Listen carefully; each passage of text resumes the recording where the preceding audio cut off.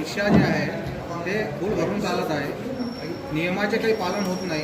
म्हणून आज आपण जी आज बैठक घेतली रिक्षा चालक आणि संघटनांच्या पदाधिकाऱ्यांची, काय निर्णय घेण्यात आला याच्यात आणि मागणी काय त्यांची?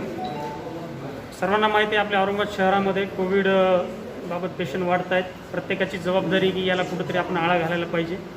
आज त्याच अनुषंगानं आपण वेगवेगळे जे रिक्षाचालक संघटनाचे पदाधिकारी होते, त्यांचे बाकीचे पण कार्यकर्ते होते, यांना आपण आज शहर वाहतूक शाखा या ठिकाणी बोलवलेलं होतं. आपण त्यांच्याशी चर्चा केली. तसंच शहरातील जी वाहतूक व्यवस्था आहे ती आपल्याला अधिक चांगल्या पद्धतीनं करायची आहे.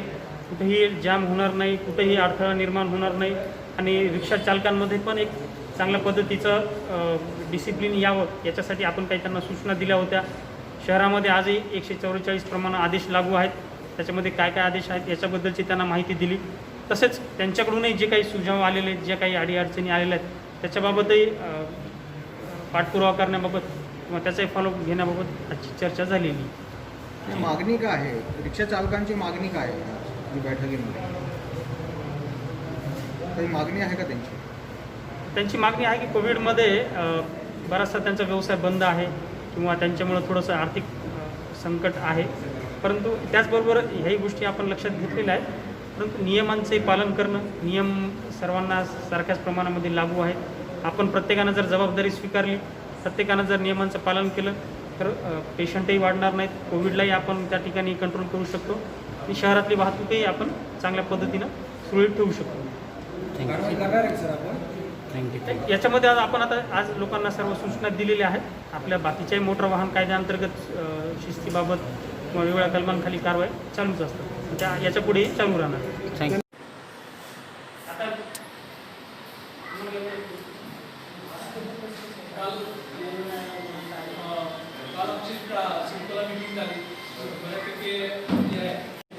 तशा पद्धतीनं मग मला जर बदल जर दिसत नसेल, पर्टिक्युलर टू व्हीलर आहेत, बाकीच्या गाड्या आहेत, त्यांच्यावरती पण साहेब वेळोवेळी मार्गदर्शन करतात. रिक्षाबाबतही जर काही सूचना आल्या तर त्याचं पालन मात्र 100% त्या ठिकाणी वाहतूक शाखेकडून. चालक संगठना की ट्रैफिक पुलिस के साथ, तो इसमें क्या निर्णय लिया गया और आपकी डिमांड क्या थी?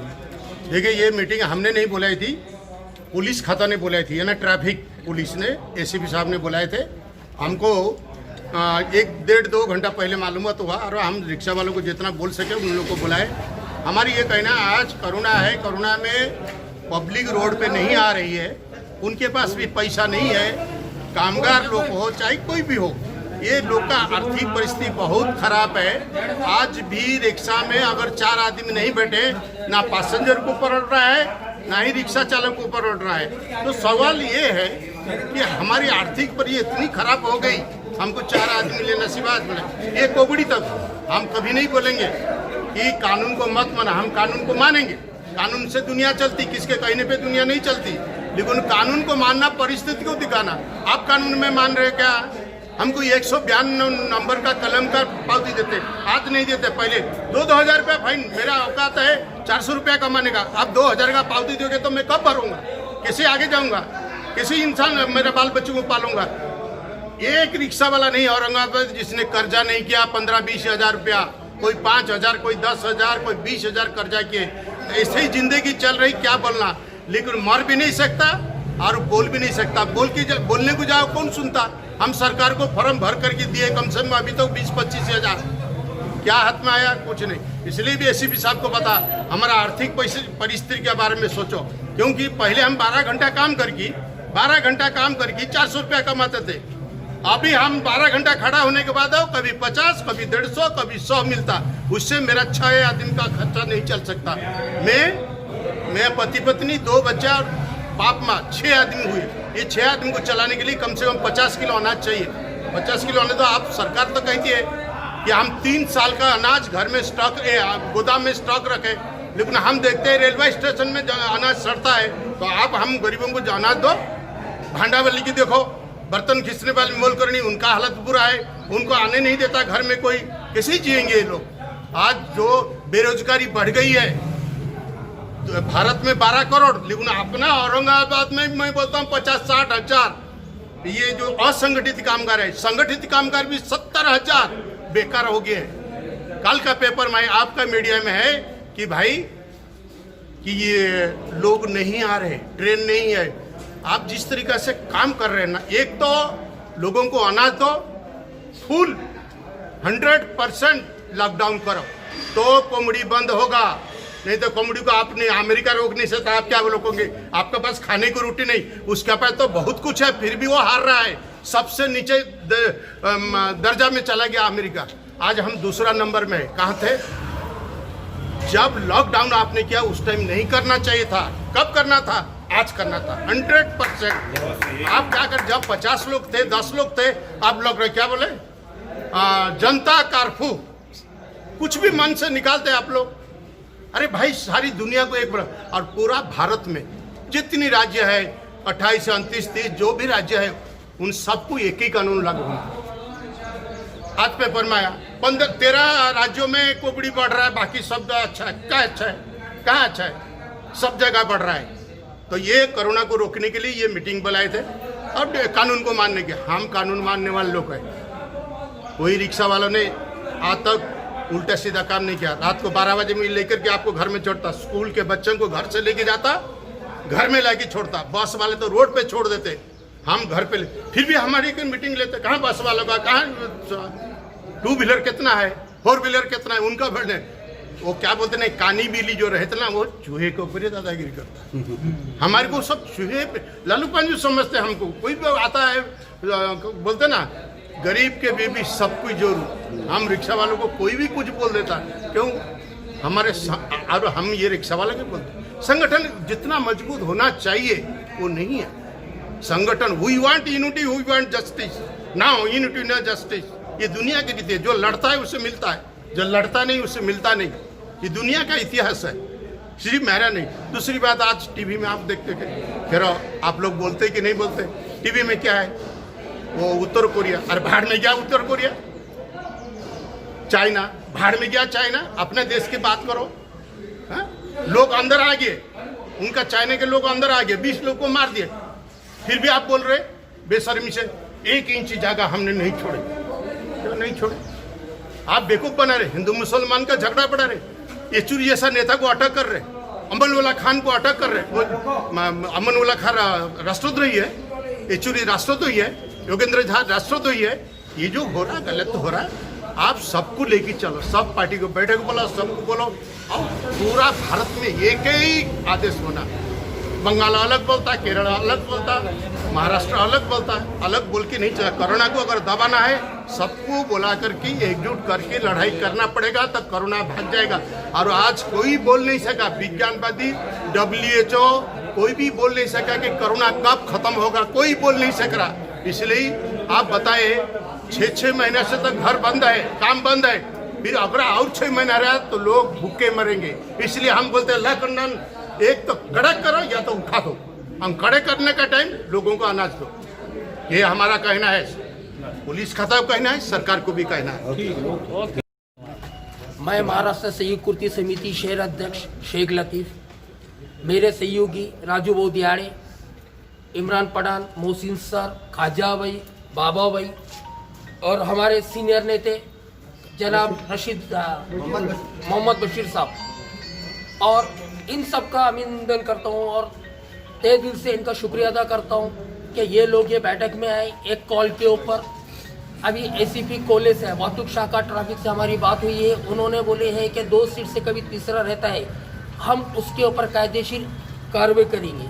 लेकिन हमारा प्रदर्शन से और महाराष्ट्र शासन से यही कहना है कि कार्रवाई नहीं करते हुए हमको थोड़ा सा वक्त दे, और हमको सरकार की तरफ से कोई मदद ना मिलते हुए फिर भी हम लोग हमारा व्यवसाय किधर से भी कर रहे हैं। तो इसलिए हम वाहतूक शाखा से एक पर्सनल गुजारिश करते हैं, रिक्वेस्ट करते हैं कि हमको कहीं ना कहीं उन्हें कोऑपरेट करें, और जितना हो सके हम लोग हमारे लोगों के अंदर जागरूक लेंगे।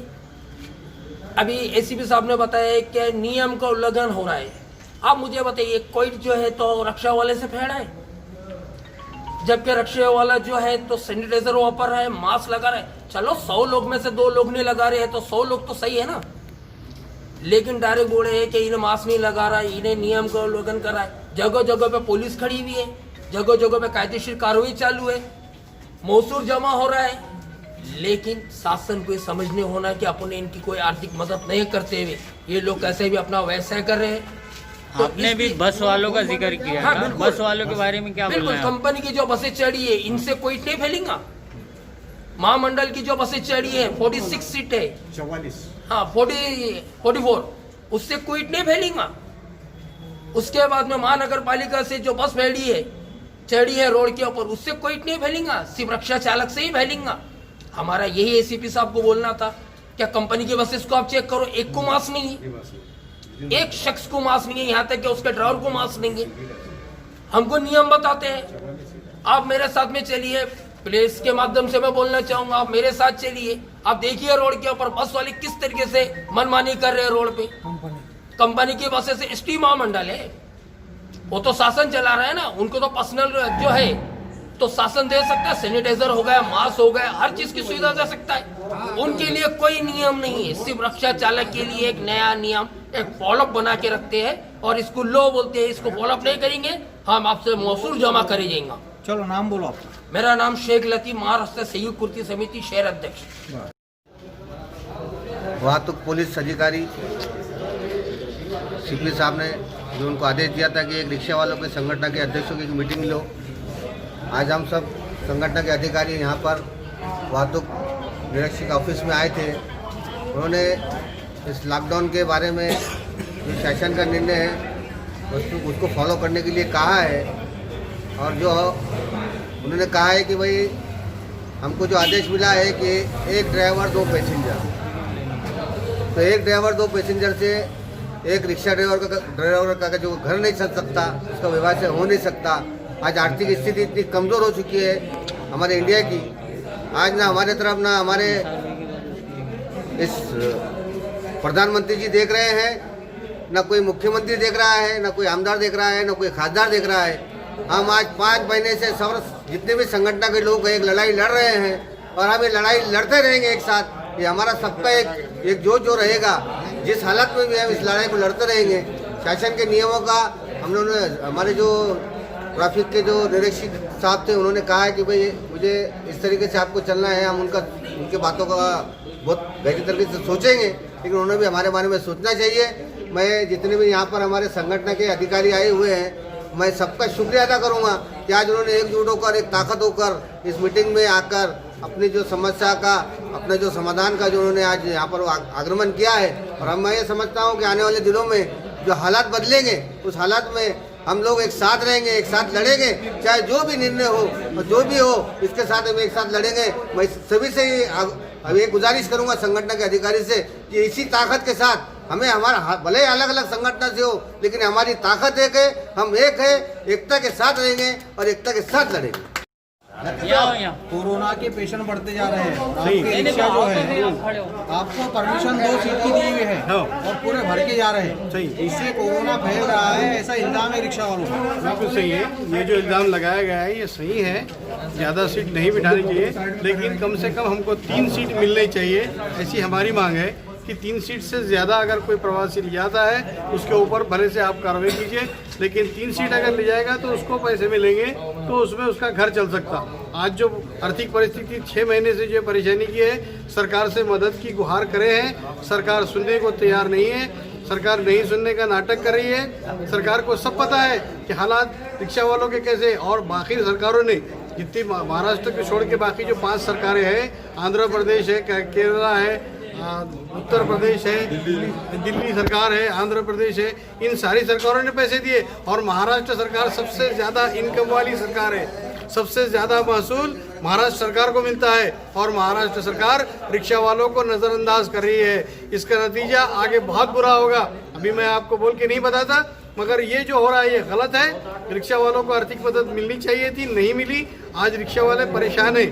रिक्शा वालों को आर्थिक मदद भी मिलनी चाहिए और रिक्शा वालों को 3 प्रवासियों के लिए प्रवानगी देनी चाहिए और 3 से ज़्यादा प्रवासी जो भी बिठाएगा उसके ऊपर आप पूरी तरह कार्रवाई कीजिए।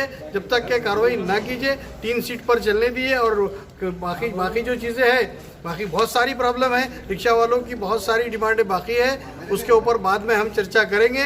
हमको अभी इतना ही बोलना था कि भाई वाहतूक शाखा का हम धन्यवाद करते हैं कि उन्होंने कोविड में बैठक ली, ये बहुत बड़ी बात है। कोविड में रिक्शा वालों को बुला के रिक्शा वालों के साथ बातचीत साथ निभाए, अच्छी बात है। जो भी गलती करेगा उससे महसूल वसूल किया जाएगा, ये बात तय है। लेकिन 3 सीट का परवाना कम से कम दीजिए।